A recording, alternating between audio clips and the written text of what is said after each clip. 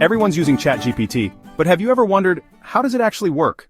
In the next 60 seconds, I'll break it down, without the confusing jargon. At its core, ChatGPT is a massive neural network. Think of it like a supercharged brain trained on trillions of words from books, articles, and the internet. It doesn't think like a human. Instead, it predicts what words should come next based on patterns it has learned. First, it goes through a process called pre-training, reading huge amounts of text to understand language, grammar, and facts. Then comes fine-tuning, where human trainers teach it to be more accurate, safe, and conversational.